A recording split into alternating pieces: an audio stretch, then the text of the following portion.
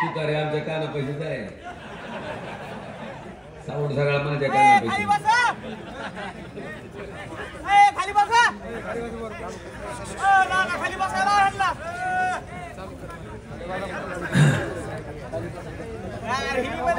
महाराष्ट्र विधानसभा सार्वत्रिक निवडणुका 2024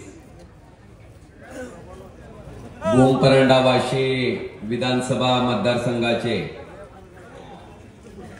महाविकास आघाडीचे व राष्ट्रवादी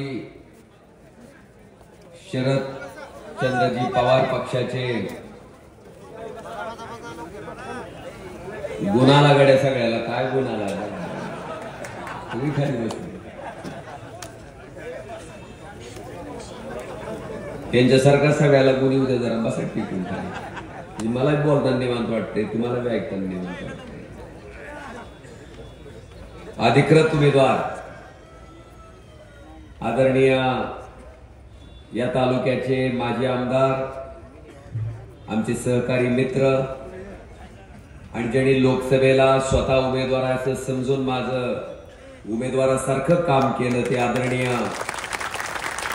राहुल भैया मोठे साहेब यांच्या प्रचारार्थ आयोजित केलेल्या या सभेला मंचावर उपस्थित असलेले आमचे शिवसेनेचे ज्येष्ठ नेते आदरणीय शंकरतात्या बोरकर साहेब या ठिकाणी मंचावर उपस्थित असलेले आणि निष्ठा काय असते ज्या पद्धतीनं कैलासवासी ज्ञानेश्वर तात्या पाटील साहेबांनी स्वतःच्या खांद्यावरचा भगवा कधीही खाली उतरवू दिला नाही अनेक संकट आली अनेक वेळेस संघर्ष करायची वेळ आली त्या संकटाच्या संघर्षाच्या काळात सुद्धा आपला पक्ष आणि आपली निष्ठा बाळासाहेबांच्या प्रती उद्धव ठाकरे साहेबांच्या प्रती कधीही ढळू न देता शेवटचा श्वास सुद्धा त्याच भगव्याच्या शालीखाली घेतला असे ज्ञानेश्वर तात्यांचे चिरंजीव आणि आपल्या वडिलांची परंपरा तितक्याच ताकदीनं पुढे नेणारे आमचे जिल्हा प्रमुख सन्माननीय रणजितजी ज्ञानेश्वर पाटील या ठिकाणी खरं आता बाबा आले का नाही येलेत बाबा आता बाबा आल्यावर बाबांचा प्रवेश ज्या दिवशी रात्री उद्धवजी ठाकरे साहेबांच्या हस्ते झाला मला वाटतं ती प्रवेश झाल्याच्या नंतर आता ह्या मतदारसंघात काय होणार आहे ही काय सांगायची काय आवश्यकता राहिली का आता ज्यांच्या प्रवेशानं राहुल भैयांच्या विजयावर त्या ठिकाणी शिक्कामोर्तब झालंय असे प्रशांत बाबा खेडे साहेब मंचावर उपस्थित असलेल्या सगळ्याच मान्यवरांची मी क्षमा मागतो आणि आपल्या सर्वांचाच नामोल्लेख आदरणीय चलते की काय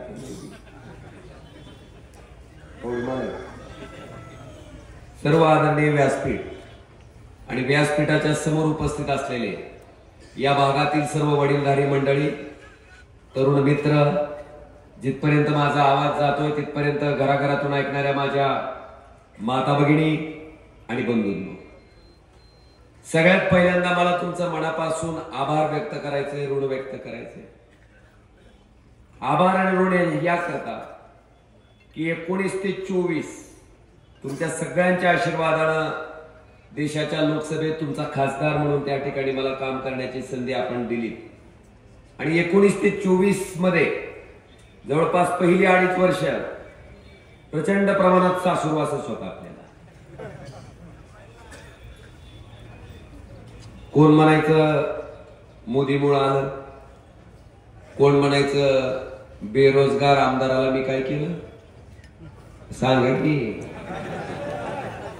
खासदार केलं मी आपलं आता नवीन सासूरवास चालू आहे म्हणलं शांत बसू कशाला आपण काय बोलायचंय कुणाला शेवटी काळ आणि वेळ ठरवल लोक मतदानातून दाखवतील आपण वाट बघू म्हणलं मतदानाच्या निर्णयाची प्रक्रियेची मला त्यांना सांगावं वाटतंय की बाबा ज्यावेळेस ह्या राजकीय क्षेत्रावर नरेंद्र मोदी साहेबांचं कुठं नाव नव्हतं ज्यावेळेस ह्या राजकारणामध्ये मोदींचा राजकीय उदय झाला नव्हता त्यावेळेस हिंदुदेश सम्राट शिवसेना प्रमुख बाळासाहेब ठाकरे नावाचं वादळ आणि ज्या वादळानं या धाराशिव लोकसभा मतदारसंघात घडवलेले कडवट सैनिक यांच्या ताकदीवर कल्पनाताई नरहिरे आणि शिवाजी बापू कांबळे यांना खासदार करायचं काम त्या ठिकाणी बाळासाहेबांनी आणि उद्धव साहेबांनी केलं का नाही हो? आज त्यांना मला सांगायचंय, विनंती करत होतो की बाबा असं असं झालं, पण ती काय ऐकायला तयार नव्हतं. मोदीमुळे आलं, मोदीमुळे आलं, मोदीमुळे आलं. मग देवाच्या पाया पडून मी म्हणायचं एवढंच की बाबा रे, आता मोदी बरोबर असताना जेवढ्या मतांना आलतो त्याच्यापेक्षा एक का होणार, पण आगाव मत मोदी विरोधात असताना आलो तर मग मला लोकांना सांगता येईल की बाबा आपण नेमकं कोण कोणामुळे आलंय. प्रार्थना करत होतो, विनंती करत होतो आणि ती संधी परमेश्वरानं 2024ला त्या ठिकाणी आयती साधून दिली. मोदी विरोधात आपल्यातलेच गद्दारी करून 40 लोक सुरत मार्गे गुवाहाटीला पालथे पडले होते ते विरोधात, ज्याच्यामुळे एक संविधानिक सरकार त्या ठिकाणी तयार झालं होतं. 1 मुख्यमंत्री 2 उपमुख्यमंत्री ते विरोधात. या मतदारसंघामधले 6 पैकी 5 आमदार विरोधात. पैशाची अतिवृष्टी होती, तुम्हाला माहित आहे. तुमच्याकडच्या प्रत्येकाच्या गावात 10-10, 5-5, 15-15 लाख रुपये वाटण्यात आले होते. खरं का खोटं सांगायलोय? पैशाची ताकद एकीकडं, सत्तेची ताकद एकीकडं, एवढं सगळं असताना सुद्धा इथल्या प्रामाणिक आणि बहादर मतदारांनी ओमराजेला 5 वर्षाच्या कामावर विश्वास ठेवून, बाळासाहेबांवर विश्वास ठेवून, महाविकास आघाडीच्या नेते मंडळीवर विश्वास ठेवून जितक्या मतानं मी मोदी बरोबर असताना आलो होतो त्याच्या दुप्पट म्हणजे तिप्पट मतानं मला त्या ठिकाणी लीड देऊन या देशाच्या लोकसभेत पाठवलं. त्यांच्या शब्दात सांगायचं झालं तर मोदी साहेब जेवढ्या मतानं खासदार झाले त्याच्यापेक्षा दुप्पट मतानं खासदार करायचं काम बाजवानं तुमच्या सगळ्याच्या आशीर्वादाने त्या ठिकाणी. दुसरं, बेरोजगार आमदाराला मी काय केलं? खासदार. कोण म्हणतो तुम्हाला माहिती आहे का? नाव सांगायचं. आता मी ज्यावेळेस आमदार होतो त्यावेळेस तुम्ही कुठं ग्रामपंचायतचे सदस्य होता का ती तरी विचारा. बर, तुम्ही माझ्या सोबत होता तेव्हा भूमपरंडा वाशीची लीड किती होती? 20,000. आणि तुम्ही माझ्या विरोधात असताना आता भूमपरंडा वाशीची लीड किती आहे? किती आहे? 81,000. तर आता कुणामुळं कोण आमदार झालं, कुणामुळं कोण खासदार झालं, मला वाटतं ह्याचा निकाल तुम्हीच दाखवलाय. आता अजून नवीन काय सांगायचं? अजून परत भाषण करायचं काहीच आवश्यकता नाही. मला या ठिकाणी खरंच भैया तुम्ही नशिबानो, मी वैशाली ताईंना बघतोय. पवार साहेबाच्या सभेत सुद्धा तुमच्या अर्धांगिनी पुढेच होत्या विश्वासात बसलेल्या, आणि आज सुद्धा मला वाटतंय आपल्या पाठीमागं नारी शक्ती, आपली अर्धांगिनी, आपली जर सोबती असेल तर जगातली कुठलीही ताकद भैया तुम्हाला त्या ठिकाणी हरवू शकणार नाही. ती शक्ती तुमच्या पाठीमागं आहे. मोठ्या ताकदीनं वैशाली ताई त्या ठिकाणी माझ्याही प्रचारात अगदी स्वतः उमेदवार असल्यासारखं पायाला बिंगरी लावून ताई त्या ठिकाणी फिरल्या होत्या. मला वाटतं माझ्या बहिणीचं ऋण चुकवायची माझी आता वेळ आहे, माझी जबाबदारी आहे. आणि भैया निश्चितपणे तितक्याच ताकदीनं तेवढेच परिश्रम घेऊन आम्ही तुम्हाला या मतदारसंघातनं परत एकदा आमदार म्हणून पाठवल्याशिवाय त्या ठिकाणी स्वस्थ बसणार नाही, हे सुद्धा मी आवर्जून या ठिकाणी सांगतो. बरेच लोक आहेत. आता 2.5 वर्षापूर्वी महाराष्ट्रात काय झालं बघितलं का नाही तुम्ही? काय झालं? सहलीला विद्यार्थी जाते तर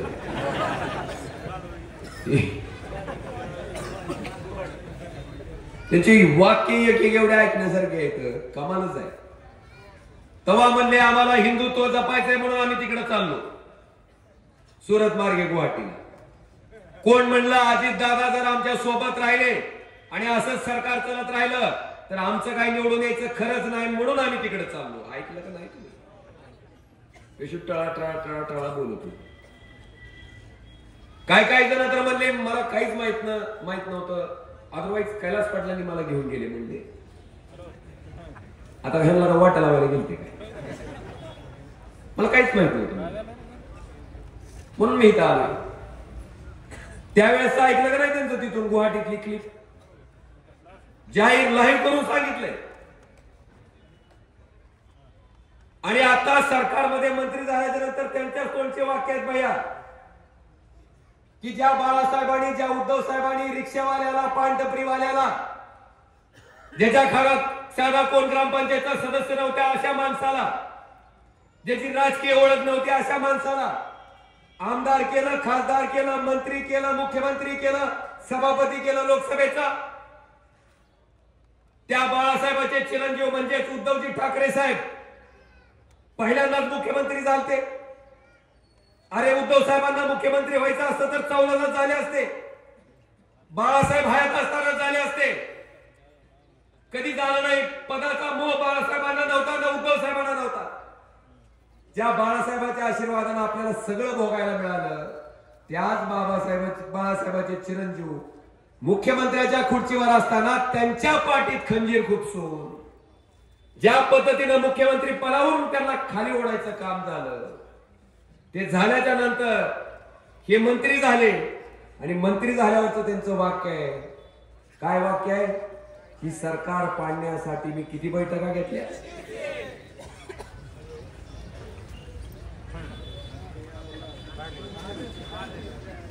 काय ह्याला ह्याला ह्याला म्हणते तो माणुसकी म्हणते. आता ह्या वृत्तीचा माणूस आहे. ज्या माणसाला संधी दिली त्या नेतृत्वाचं घेणं देणं नाही. जे मतदान तुम्ही टाकलं त्या मताशी घेणं देणं नाही. फक्त एकच भाषा यांना कळती कोणची? फक्त पैसे. ती म्हणजे राजा आपण इथं बसलेली सगळे गुलाम. काय भाषेत बोललं जात आहे मी सांगायची गरज नाही. तुम्ही बघितलंय जवळून. ह्या पद्धतीनं जर माणूस बोलत असेल, जी माणूस म्हणत होता की मला माहित नव्हतं कैलास दादानी मला घेऊन गेले आणि आता म्हणते की ती सरकार पाडायसाठी मी 150 बैठका घेतल्या. नेमकं खरं कोणचं? तुम्हाला ती बॉलिवूड माहितीये का? बॉलिवूड हिरो हिरोईनच त्याच्यात एक राखी सावंत नावाच्या भगिनी येतात बाबा. बॉलिवूड मध्ये राखी सावंत आहेत आणि राजकारणात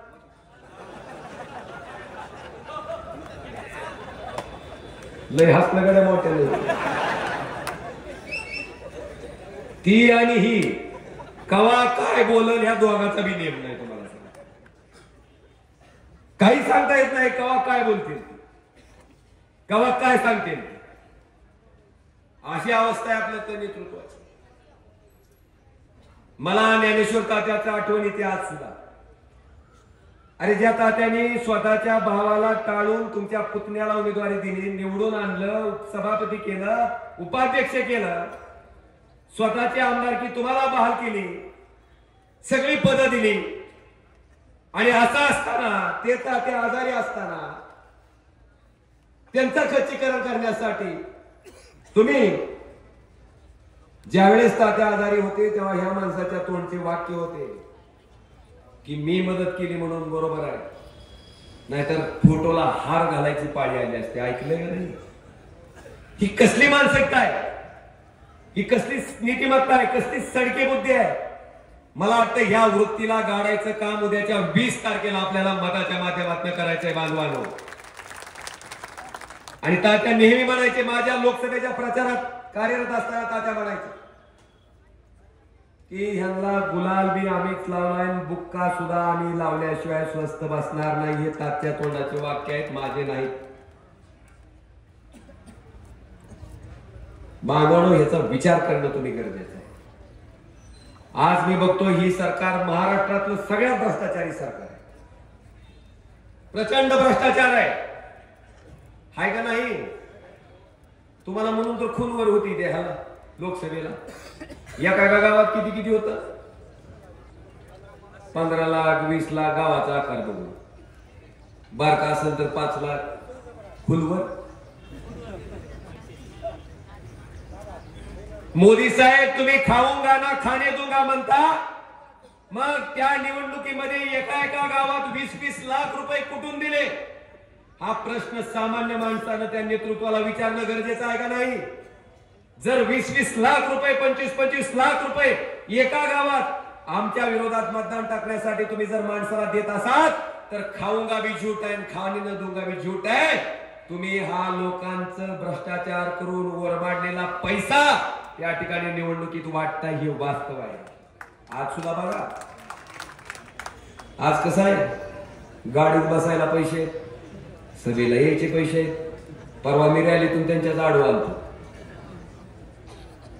तुम्ही विरोधकाच्या रॅलीतून अर्धा किलोमीटर येऊ शकता का? ओमराजे पटेल येऊन जाऊन दाखवले. एकानं सुद्धा म्हणलं नाही, सगळी चेहऱ्यातून खून म्हणतो उगो 20 तारखेपासून आम्हाला आंदोलन करून घेऊ द्या म्हणली.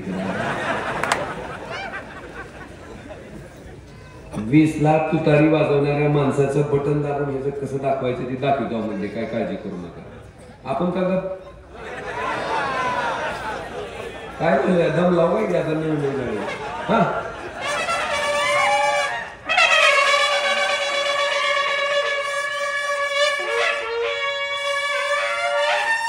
कसा आहे दम का सारखा जिदाची आठवण येत असेल तुम्हाला बाजू. पवार साहेबांची कमाल आहे, काय चिन्ह हुडकून काढलंय. मग लाजवाब चिन्ह आहे, काय त्याला ताणच नाही. लय जाहिरात करायची गरज नाही. मला वाटतं ती गाडायची आपल्याला. प्रत्येक आमदार बघा तुम्ही आता ह्या कोपऱ्यापासून चालू करू आपण. तुमच्यात किती हजार कोटीचा विकास आहे? नाही खरेदी सांगा की एक कुठला तरी फिक्स करा, नाहीतर आम्ही आकड्यावर लावायचं निघायचा दुसराच. 5,000 कोटीचा विकास. तिथून बार्शीला खाली उतरलं की तिथं 4,000 कोटीचा आहे. तिथून इकडे एक कैलास पाटील फक्त आमच्याकडे आहे. पुन्हा पुढं तुळजापूरवाला तर लय खतरनाक आहे, ती बी असंच लोक ते 5,000. तिकडे उमरगाला वाऱ्यावाला थोडं जरा हलक्यात बोलते, ती 1,800 कोटी म्हणते. आणि तिकडं पुन्हा औषधात ती फडणवीस ती बी असं बोलते 4,000 कोटी. पण ही बघा ही कशी गंमत आहे.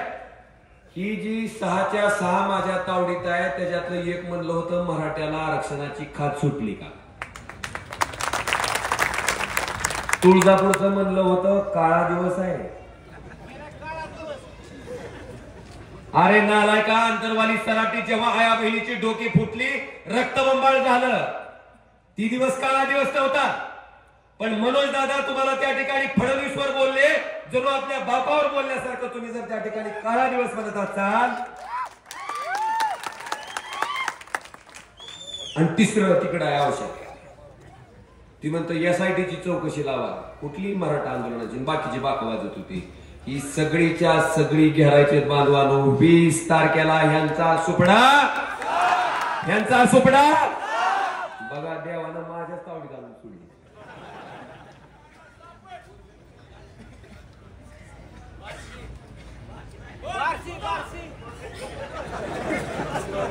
तुम्ही बहुतेक भाषण जरा नीट लावून ऐका ना पाहिजे. मी बारशी घेतलं नाही का. तिथं काय म्हणतंय, सोयाबीनचा भाव महत्वाचा नाही, दुधाचा भाव महत्वाचा नाही, काय आरक्षण महत्वाचं नाही, काय महत्वाचं आहे देशप्रेम. म्हणलं आता तुम्ही लगेच कपडे काढून मिलिटरीत भरती म्हणा, आम्ही सुद्धा म्हणतो देशप्रेम.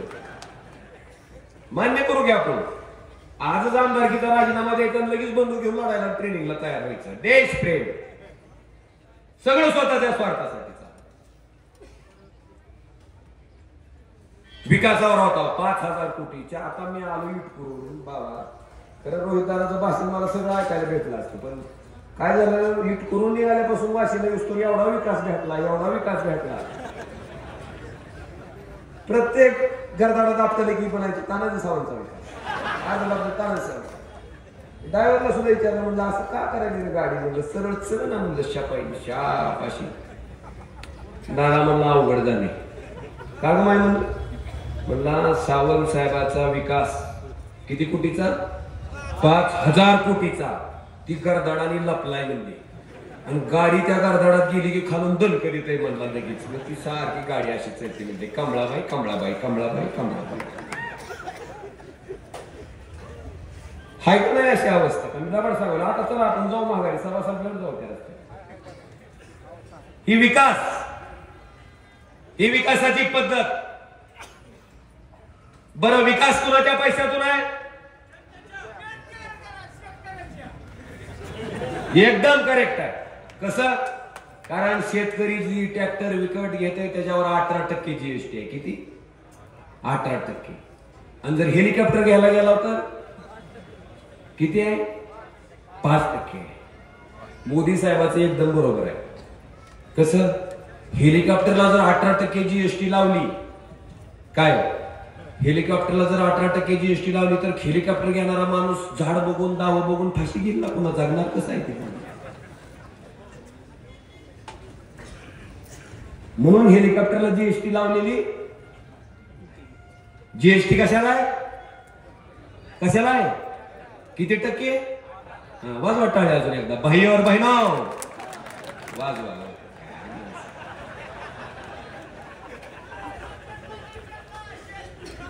त्यांना कमाई बॉर्डर असून त्या शेतकरी आठवायला ही ती कमाल आहे. कसं आहे शेतकरी? खरं आहे त्यांचं. सगळा पैसा तुमचा आहे. टॅक्स भरता. इथं दुकानदार आहेत बघा जीएसटी न किती भरते. बिस्किट पुडा घ्या, हो पेस्ट घ्या, ब्रश घ्या, कापड घ्या, माणूस वर गेल्यावर पोचवायचं सामान घ्या. दुसरा अजून सांगतो बाबा, बियादाणे असतात का? बियादाणे, बियादाण्याला 18% जीएसटी आहे. बियादाणे आपलं द्राक्षापासून तयार करतात. इतकं शेतकऱ्यावर प्रेम आहे या सरकारचं. तुम्ही असंच प्रेम करीत राहा. शेतकऱ्याची कुपाटी लावल्याशिवाय ही सरकार गप्प बसत नाही बघा. तुम्ही फक्त प्रेम करा. इतकी वाईट वेळ शेतकऱ्यावर आणली. सोयाबीनची परिस्थिती तीच आहे. हाय का नाही? का लबाड सांगवलं मी? बाहेर बहिणो किती रुपये नाही का सोयाबीन? 3500, 3000. मग काय आता 1000 व्हायची वाट बघायची का? 11,000 रुपये क्विंटलचं सोयाबीन आज तुम्हाला 3500 ने विकायची पाळी आहे. 4000 ने विकायची पाळी आहे. एक क्विंटलला 7,000 रुपयाचं नुकसान आहे. 7,500 रुपयाचं नुकसान आहे. बारक्यातला बारका शेतकरी जरी घेतला तरी 10 क्विंटलचं तरी निघत असेल की सोयाबीन. 10 क्विंटल तरी बारक्यातलं बारक 10 क्विंटलच्या सोयाबीनचा हिशोब घातला तर 70 ते 75 हजार रुपयाचं नुकसान त्या बारक्या शेतकऱ्याचं झालंय, त्या दाजीचं झालंय. आणि फोन करून आमदार साहेबांच्या ऑफिस मधून येते लाडक्या बहिणीचे 1,500 मिळाले का? तुम्हाला जर फोन मधून हाणायची सोय असती किती निबार धुतला असतो. अरे नालाय का? आमचं 75,000 रुपये हाणले आणि बहिणीचे किती आले म्हणून सांगतो? 1500. बरं 1,500 सुद्धा कधी मान्य केलं असतं? तुम्ही मुख्यमंत्री एकनाथ शिंदे साहेब ज्या दिवशी त्या खुर्चीवर बसलात त्या दिवशी पासून जर आमच्या बहिणीला 1,500 रुपये द्यायला चालू केले असते तर तिथं व्यासपीठावर आणून तुमचा सत्कार आणि सन्मान केला असता आणि म्हणलं असतं वार गबरू ह्याला खरंच बहीण लागली. तवा नाही आठवली बहीण, तवा नाही चालू केली पगार. कधी चालू केली? लोकसभेला पाटाळात रुग्ण नका की बोलली.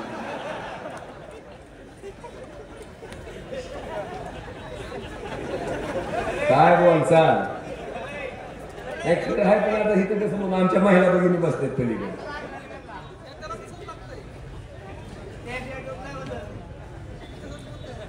ही अवस्था आहे. बांधवण्याचा विचार करा तुम्ही. त्या दिवशी नाही दिले पैसे, पाठीत रुग्ण बसलं की बहीण आठवली आणि मग स्वतःची लाडकी खुर्ची धोक्यात आहे लक्षात आल्याच्या नंतर बहीण आठवली आणि लाडकी खुर्ची वाचवण्यासाठी लाडकी काय आणली? ही कबूल आहे का? एवढा ओम राजे भाषण करायचं म्हणून कधीच करत नाही, कुणावर टीका करायची म्हणून करत नाही. जी वस्तुस्थिती आहे, जे खरं आहे ते प्रामाणिकपणे ओमराजे सांगताय. काय का नाही असं? उद्धव ठाकरे साहेबांनी 2 लाख रुपयाची कर्जमाफी तुम्हाला दिलती का नाही? फक्त 7 मंत्र्याचं मंत्रिमंडळ होतं, कुठली निवडणूक नव्हती, कुठल्या निवडणुकीचा निकाल नव्हता, पण 2 लाख रुपयाची कर्जमाफी त्या ठिकाणी उद्धव साहेबांनी एका अंगठ्यावर केली का नाही बांधवांनो? ही उद्धव साहेब मध्ये आणि ह्यांच्यामध्ये फरक आहे. आणि लाडक्या बहिणीचं बी तुंतुन वाजवायचं कारण नाही तात्या. लाडक्या बहिणीचं बी तुंतुन वाजवायचं कारण नाही, कारण महाविकास आघाडीचं सरकार आल्यावर आमच्या लाडक्या बहिणीचं अनुदान 1,500 रुपये 3,000 रुपये करायचा निर्णय सुद्धा हे सरकार त्या ठिकाणी घेणार आहे महाविकास आघाडी. काही लोकांना तर इतकं श्रेय आहे, श्रेय घ्यायचं. आता मी आहे एकटा खासदार, तुम्ही मला खासदार केलं, तुम्ही जीएसटीचे पैसे देता, तुम्ही मला अधिकार दिला म्हणून आम्हाला तुमचे पैसे तुमच्यासाठी खर्चाचा अधिकार मिळाला का नाही हो? मग आपलं माझं म्हणजे लोकप्रतिनिधीचं तुमच्यासाठी तुमच्या पैशातून काम करणं ही कर्तव्य आहे का उपकार आहे? कर्तव्य. ज्या आईबापाला आपल्याला जन्म दिला त्या आईबाप लहानाचं मोठं केलं, आपलं लग्न केलं आणि आपल्या आई वडिलांचं वय होतंय, वृद्ध होते, मग आपण आपल्या आई वडिलांना सांभाळत असताना आपण काय नारळ फोडून सांभाळतो, आपण कुदळ मारून सांभाळतो, आपण जाहिरात करून सांभाळतो. जर असं केलं तर लोक शेण घालतात का नाही तोंडात? का? अरे त्या आईबापाला सांभाळणं तुझं कर्तव्य आहे. जसं आईबापाने जन्म दिल्याच्या नंतर आईबापाला सांभाळणं मुलाचं कर्तव्य आहे, तुम्ही आम्हाला मतातनं जन्म दिल्याच्या नंतर खासदारानं आमदारानं तुमच्याच पैशातून तुमच्यासाठी काम करणं सुद्धा कर्तव्य आहे, उपकार नाही. आणि ही श्रेयचीच कुत्तरोड आहे. भया आमच्याकडे जर तुळजापूर वाढून लय काय तुम्हाला सांगतो, आता रेल्वे कोणाकडे असते हो? कुणाकडे असते? केंद्र सरकारकडे. त्या रेल्वेचं सुद्धा कुदळ मारायला गेलं बघा तुळजापूरचं. नारळ फोडून आले. सांगा हो, तुम्ही सांगा. इथं बसलेले व्यासपीठावर पाहुणे राहिल्यानंतर सांगा बाबा रेल्वे कोणाचं.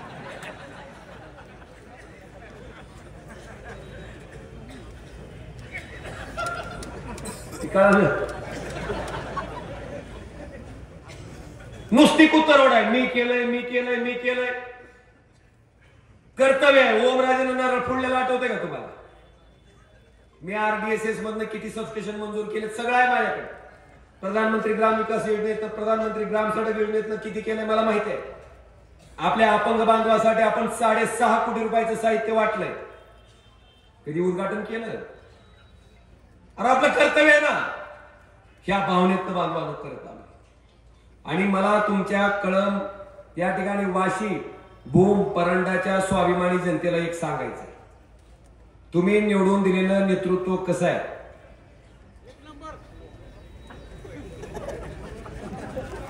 आता एक संदर्भ सांगतो तुम्हाला, बरं झालं एक नंबर. आमचे माने साहेब तिकडे उभे आहेत औषध, आणि तिथं उभा असताना मागच्या वेळेस काय झालं, माने साहेब 2 वेळेसचे आमदार, तरी ऐन टायमाला फडणवीस साहेबाच्या पीएला उमेदवारी दिली, अभिमन्यू पवार.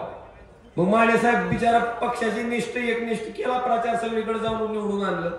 आणि निवडून आणल्यावर आता नेमकं माने साहेबाला तिकीट भेटले आणि कमळाबाईनं गद्दारी केल्यामुळे त्यांच्या विरुद्ध लढत आहे.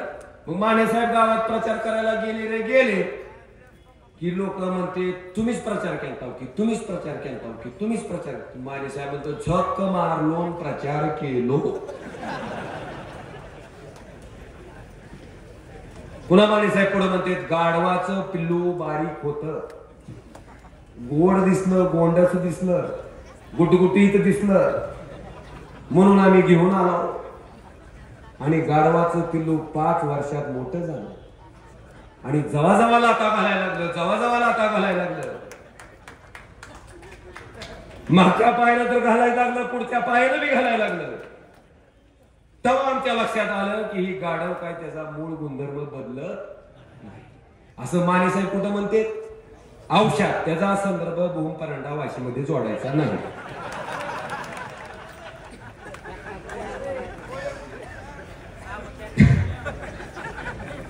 तुम्ही जोडला तर माझी चूक नाही. ही परिस्थिती आहे बांधवांना. बोंब इतकं चांगलं आहे, कुठे गेलं ती गाढवाचं पिल्लू. बोंब परांडा वाशीच्या लोकांकडे पूर्ण महाराष्ट्राच्या नजर आहेत. का? त्याही वेळेस होत्या ओमराजे उभा होता त्यावेळेस. मला तुम्हाला विचारायचंय, आम्ही सुद्धा जर 50 खोके घेऊन लाचारी पत्करून तिकडे पालतं पडलो असतो तर इथं बसलेलं ती गुलाबी शर्ट वाल्याला पोरग सुद्धा त्याचं नाक गळायले बघा, ते म्हणलं असतं गप्पे खोक्यावाल्या. काय मला उत्तर होतं? काय मला भाषण करता येत होतं? काय त्या पोराचं समाधान मी करू शकत होतो? नाही करू शकत. पण प्रामाणिकपणे इमानदारीनं त्याला लाट मारून थांबलोय. स्वाभिमानानं तुमच्या समोर ताट मानेनं बांधवानं मी बोलू शकतो. नसतील पैसे आमच्याकडं, नसतील खोके आमच्याकडं, पण प्रामाणिकपणाची, इमानदारीची आणि निष्ठेची फार मोठी शिदोरी बांधवानं आमच्या पाठीशी आणि त्याचा अभिमान आहे, आयुष्यभर राहील. म्हणून त्या ठिकाणी ते समोर आहे. तुमचा सुद्धा बघत असताना लोक काय बघते, अरे ओमराजेच्या विरोधात पंतप्रधान होतो, ओमराजेच्या विरोधात एक मुख्यमंत्री 2 उपमुख्यमंत्री होतं, तिथले 6 मधले 5 आमदार विरोधात होते, ते आमदार एवढे पैसे लावत होते, एवढे पैसे लावत होते, तरी सुद्धा इथल्या स्वाभिमानीनं जनतेनं त्याची लाचारी न पत्कारता मशालीच्या पुढचं बटन दाबून त्यांना त्यांची अवकात दाखवून द्यायचं काम केलं. मान कुणाची वर झाली? ज्याला निवडून दिलं त्याची बी आणि ज्यानं निवडून दिलं त्याची बी. लोक मला विचारतात, अरे लय पैसे आहेत, लय पैसे आहेत. म्हणलं पैसे घेऊन, तुमचं वाक्य, पैसे घेऊन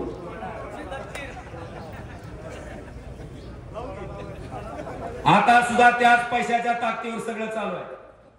तुमची मतं खरेदी करायचा प्रयत्न आहे, तुम्हाला लाचार करायचा प्रयत्न आहे. पण बांधवांनो, जेव्हा खपटाच्या आड जाचाल तेव्हा कुठला माईचा बाप कोण बघू शकत नाही तुमचं मतदान कुणाला येते. त्यावेळेस मात्र सत्सद विवेक बुद्धीनं शांत डोक्यानं विचार करा की ह्या पद्धतीची लाचारी स्वीकारून गुलामीचं जीवन जगायचंय का स्वाभिमानानं जशी मशाल पेटवली तशीच तुतारी वाजवायची. हे तुम्ही आता त्या ठिकाणी खपटाच्या आड गेल्यावर विचार करा.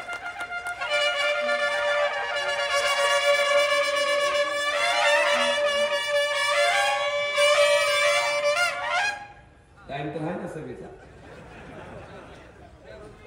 तुमचं चांगलं तुम्ही पारायण ठेवलंय बघा. 4 वाजेस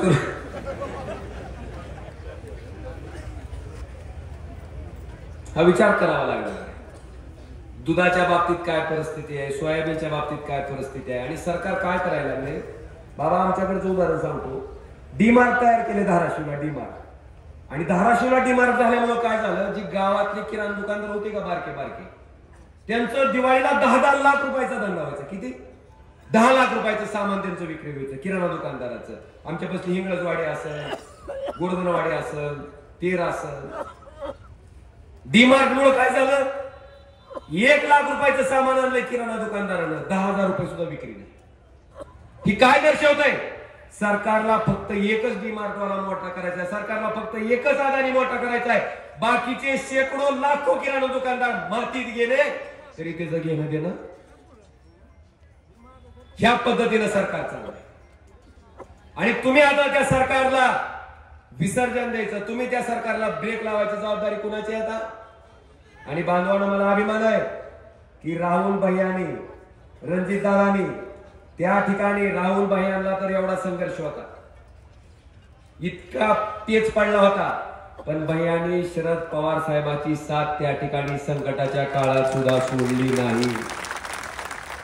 कितीही मोठा संघर्ष करायची पाळी आली तर त्या संघर्षाची तयारी ठेवून, त्या संकटाची तयारी ठेवून भैया इमानदारीनं प्रामाणिकपणे शरदचंद्रजी पवार साहेबांच्या मागे उभा टाकायचं काम तुम्ही केलंय.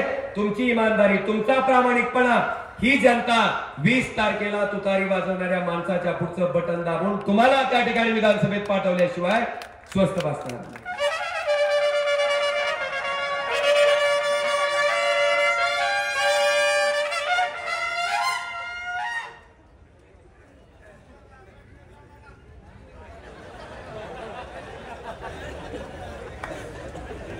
बाबा सारखं काही लोक म्हणाले ते भांडण ऐकली नव्हती का? दिवाळीच्या टायमाला ग्रिल लय व्हायरल जाता बघा. शंकर पाया होता का नाही? 2 पोरं भांडत होती बघा. तुला बघून घेईन, एका चापटीतच खाडी पाडीन, दुसरी लागू बी देणार नाही. बघितलं का नाही? बघितलं नाही की तसंच काम झालंय बाबा. आता कुणी काय बघून घ्यायचं तुम्हाला? तुम्ही सांगितलं कोण कोबरा लागेल, तुम्ही कसलं दारू द्यावं त्या दिवशी सांगितलं. आता मी कोण कुणाला बघत नसते. जन्म देणारा ती आहे, जगवणारा ती आहे, आणि वेळ झाल्यावर वर बोलवणारा बी.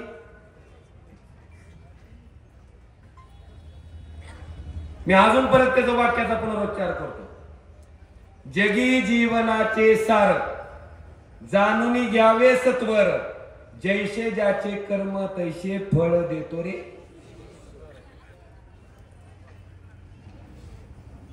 मुद्दई लाख बुरा चाहे तो क्या होता है, मुद्दई लाख बुरा चाहे तो क्या होता है, जो होता है वो मंजूर खुदा होता है. तुम्ही आम्ही कोण कुणाचं काय बघू शकत नाही. तुमचं कर्म कसं आहे ते वरून परमेश्वर बघायला, आणि त्या कर्माप्रमाणे तुम्हाला झटका देणार म्हणजे देणार. तुम्ही काळजी करू नका. आमचं काय बघणार? आमचं काय उपटला तर कांदा नाही तर पाक. आमच्याकडे काय गबाळ आहे का? गबाळ असतं तर आम्ही सुद्धा बाजींच्या वॉशिंग मशीन मध्ये असं कॉलर उडी घेऊन पडला असतो की स्वच्छ कर लवकर आम्हाला. ना पैशाची अपेक्षा आहे. ती असती तर 50 खुबे घेऊन शेण खाल्लं असतं. पैशाची बी अपेक्षा नाही, काय काळ आहे त्याची बी भ्या नाही. म्हणून तर खुट्टा रवून ठाम होतं उभारला. कुणाच्या बापाला आम्ही घाबरत नाही.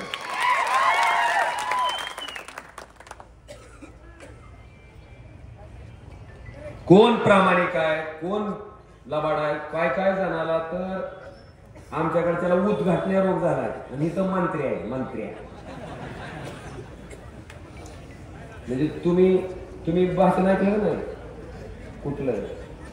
नाही तिथं एक जण उभारलं होतं आणि हिथं असं एक जण होतं.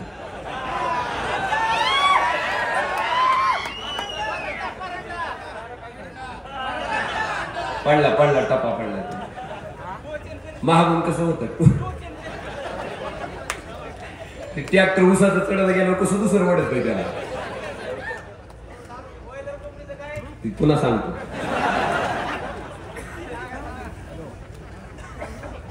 ती महागून चालू होतं. अजून आपल्या ह्याने काय केलं नाही. महाराष्ट्रासाठी मोठी योजना आणली. सदृढ बालक सदृढ महाराष्ट्र. बालक सदृढ दिसायला होते त्याच्यात. अख्खा महाराष्ट्र कुपोषित होता.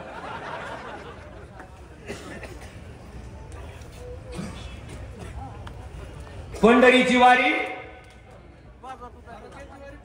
अरे तसं नव्हतं म्हणलं, तिसरंच बोललो होतं. चुकलं होतं ना. आता तुम्हाला सांगितलं मी चुकणारच नाही. तेवढं हुंदर कुठं का बसते मागचं? त्याला काय म्हणतंय? साहेब मंत्री.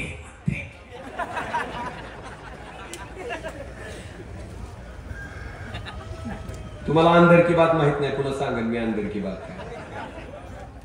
म्हणजे किती आग आहे. तुमची सेवा करण्यासाठी नाही, पण तुमच्यासाठी नाही, स्वतः मंत्री होण्यासाठी. मंत्री झालं तरच त्यांचा श्वासोश्वास चालू राहतात. मंत्री करणार मुले श्वास झाला बाबा माझा. मी बाबा ओ भैया आपण माझे आमदार होता. आपला श्वास बंद पडला का?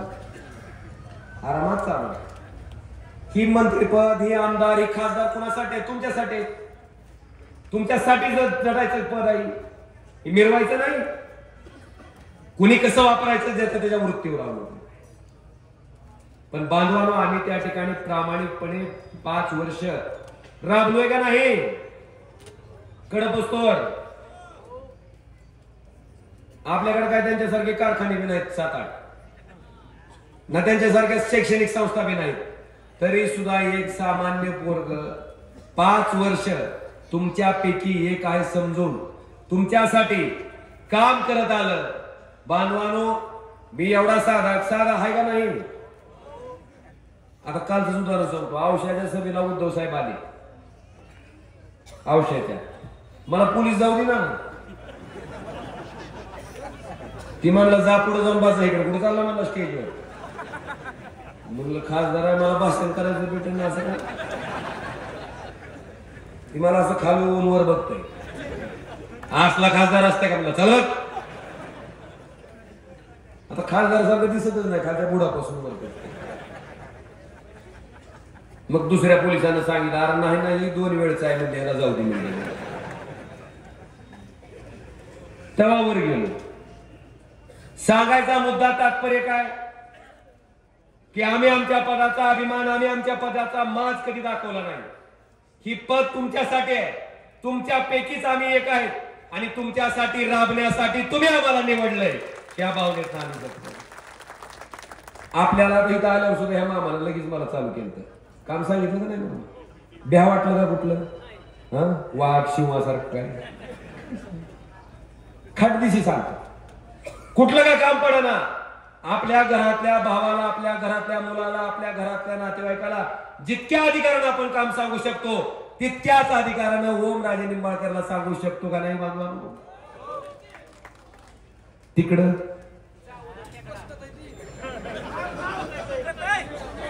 आता मला सांगा, मी तरी थोडा कवा चिडतो.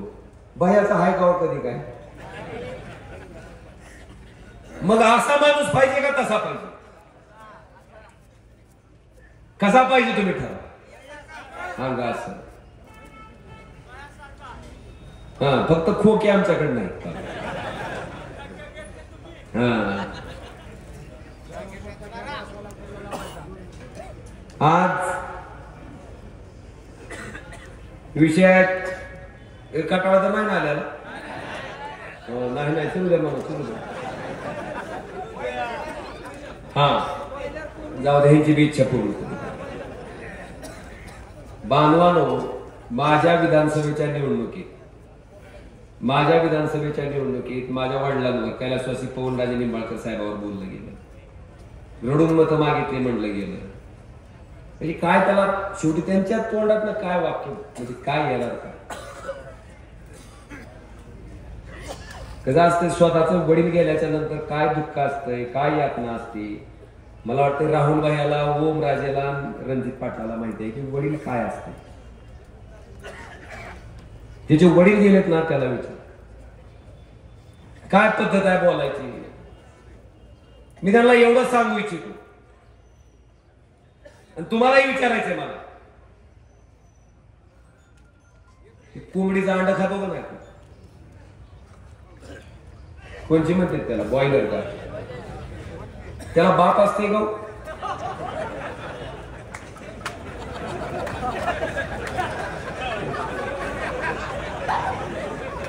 जर सवासरू त्याला असते का बाप? आता बॉयलर कोंबडीची अंड्याची मानसिकता आणि जरशा वासराची मानसिकता असणाऱ्या माणसाला बापाबद्दल काय सांगावं आपण? बोलायचं आपण न बोललेलं बरं. तुझी फार इच्छा होती म्हणून.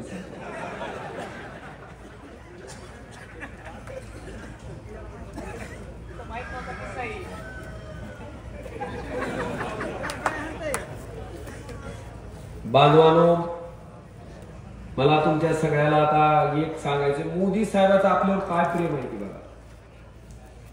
कांद्याला निर्यातीला परवानगी दिली, ती लाल कांद्याला देत नाही. कोणत्या कांद्याला देते? पांढरा. का? गुजरातला. वेदांता फॉक्सकॉन नावाचा प्रकल्प आपल्या महाराष्ट्रात यायला होता. 2 लाख पोराला पुण्याला रोजगार मिळत होते. न्याला कुठं? 2 लाख पोराच्या रोजगाराच्या संधी बुडाल्या कुणाच्या? एक तरी बोललं का? मुख्यमंत्री बोललं का? उपमुख्यमंत्री बोललं? बोलू शकत नाही. मुख्यमंत्री तेवढं म्हणलं, मोदीजी, आणि म्हणून खरं म्हणजे ह्याच्यापेक्षा मोठा प्रकल्प द्या. का की एकादशीचा काशीफळ भोपळा देतो.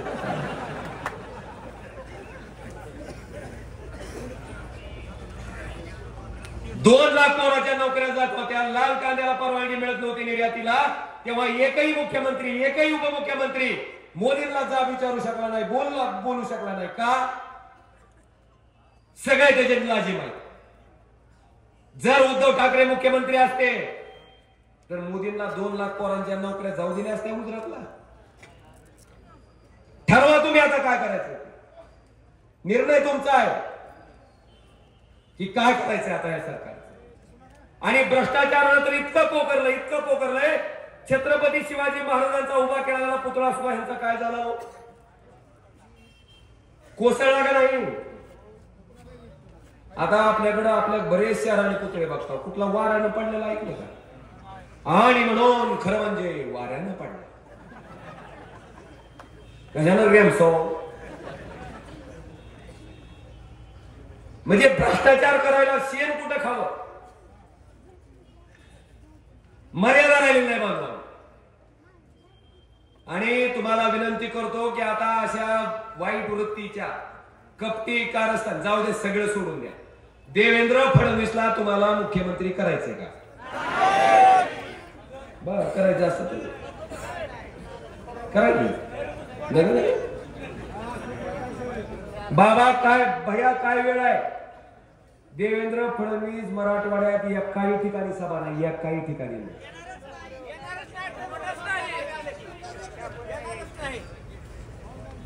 किती तुमची प्रतिमा गेली बघा, कपटी कारस्थानी, दुसऱ्याचे पक्ष फोडायचे, आमदार फोडायचे, ईडीचा दाब द्यायचा, सीबीआयचा दाब द्यायचा. आमच्याकडे आला तर बरं, नाहीतर तुला लगेच जेलत टाकतो म्हणायचं. काल सुद्धा बार्शीमध्ये नाकेश अक्कलकोटीवर तुम्हाला सांगतो इन्कम टॅक्सची धाड टाकली. काल तुम्ही का ताम्रपट घालून आला का? कधी जाणार नाहीत का तुम्ही वर? कधी सत्तेतून जाणार नाहीत? बांधवानो, इतक्या पद्धतीनं त्या ठिकाणी दबाव आणायचा प्रकार चालू आहे. ही सरकार आज इथल्या नेत्यावर दबाव आणतोय. ही सरकार आपण बघितलं असाल, एकनाथ शिंदे, अजितदादा पवार, भाई और बहनों, 70,000 कोटी का घोटाला किसने किया? मोदी साहेब म्हणले यांना शिक्षा देणं माझी गॅरंटी आहे, म्हणले का नाही? आणि मोदी साहेबांनी गॅरंटी कशी पूर्ण केली? कमळाबाईच्या मंत्रिमंडळात अजितदादांना कुठलं पद? उपमुख्यमंत्री पद. आणि खातं अर्थ खातं, म्हणजे खाण्याचं ह्यांचं इतकं चांगलं दिसलं. बोलताय काय, वागताय काय? आमचा तुमच्यावर रोष नाही, विश्वासानं आम्ही तुम्हाला बसवलंय. आता सुद्धा सांगतो, का नावून गेलंय? आपकी बार किती पार होतं? झालं 400. डॉक्टर बाबासाहेब आंबेडकरांच्या संविधानानं मिळालेल्या मताची किती ताकद असते बांधवानो, तुम्हाला अनुभवायला आली. 400 पार कशासाठी होतं? संविधान बदलण्यासाठी. लोकांनी त्यांना 350च्या 250च्या खाली ढकललं. 250च्या बहुमत सुद्धा मिळू दिलं नाही. ही ताकद मला वाटते तुमची लोकमताची, आणि त्याचा सन्मान करणं आमची जबाबदारी. कुणाला सत्तेचा माज आलाय, कोण माज घेऊन वावरतोय, तुम्ही सगळेजण साक्षीदार आहेत. फार काही बोलणार नाही. तुम्हाला विनंती करतोय आता शेवटची मी, की आता उद्याच्या येणाऱ्या 19 तारखेला आपल्याला जे मतदान करायचंय, आपली टेस्टिंग असते. मी फुकट भाकर जिरवत नाहीतर बोलणार लय मोठ्यानं भाषण करते, खालची 2 जण चर्चा करते. तुला कळालं का? नाही. चल 19 म्हणल्या उत्तर किती फास्ट आलं तुमचं? 20 तारीख पक्की लक्षात ठेवली. पहिल्या पूर्ण भरलेल्या मशीनवर कितव्या नंबरला चिन्ह आहे? कितव्या नंबरला आहे? ज्या पद्धतीनं ओम राजे तुमच्याकडे राबण्यासाठी तयार आहे, त्याच पद्धतीनं भैयासारखा एक माणूस पाहिजे का नाही? महाविकास आघाडीचं सरकार का आणायचंय? रोहित भाईने सांगितलं का नाही? लाडक्या बहिणीचं मानधन 1,500हून 3,000 करण्यासाठी भैयाला मतदान. 3 लाख रुपयापर्यंत शेतकऱ्याचं सरसकट कर्ज माफ करण्यासाठी सरकार आणण्यासाठी महाविकास आघाडीचं भैयाला मतदान. तुमचा आरोग्य विमा, आता हे तुमचे आरोग्य मंत्री सांगतील भैया त्या कार्डची अशी अवस्था आहे, ती कार्ड घेऊन जर कुठल्या दवाखान्यात गेलं तर दवाखान्यातला डॉक्टर म्हणतोय ही ऑपरेशन बसत नाही, ही गोळी बसत नाही. मग टकोऱ्यात झालायचं का? माणूस विचार करीत असं राहिला, योजना बघून मी कसं काय आजारी पडलो नाही? आता 1000 का तुमचं सरकारची योजना बघून पडणार आहे का? आणि म्हणून भैयांना मतदान काय करायचंय तर 25 लाख रुपयाचा सगळ्या आजार कवर असणारा विमा त्या ठिकाणी महाविकास आघाडीचं सरकार त्या ठिकाणी देणार. त्याच्यामुळे आता ह्यांच्या 1,500च्या पुंगीवर भरू बहिणींना खास करून माझी विनंती सांगा नीट. आता तेवढंच त्यांना आहे फक्त वाजवायला, दुसरं काय नाही. ही सगळी पंचसूत्री आहे बांधवांना आणि ही राबवायची असेल, ही अंमलबजावणी करायची असेल, आपल्याकडचं जंगलराज संपूर्ण जर एक सुसंस्कृत ज्या माणसानं ह्या भागात सिंचनाचं आपण बघितलं असेल, दुष्काळी तालुका म्हणाला जात होता, 25 लाख टन ऊसाचं उत्पादन त्या ठिकाणी कैलासवासी आमदार महारुद्र बाप्पा मोठे, कैलासवासी ज्ञानेश्वर तात्या पाटील, आमदार राहुल भैया मोठे, या सगळ्याच्या कार्यकर्तृत्वानं जर या ठिकाणी 25 लाख टन ऊसाचं उत्पादन होत असेल तर मला वाटतं ह्याचं श्रेय सुद्धा या ठिकाणी त्यांना देणं खूप तरी गरजेचं आहे बाबा. आणि जी पाणी आहे ती आपण जाणू भैया, हे दुसऱ्याने किती बी हवेत फायटिंग आणली, निस्तर विकासदार पाणीदार म्हणायचं, प्रत्यक्षात अंमलबजावणी. आणि म्हणून बांधवांनो विनंती करतो, उद्याच्या 20 तारखेला रामकृष्ण हरी.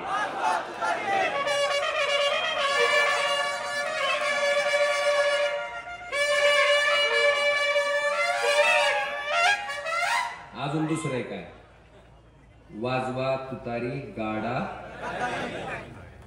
म्हणायचं, वाजवा तुतारी, वाजवा तुतारी, वाजवा तुतारी. जय हिंद, जय महाराज.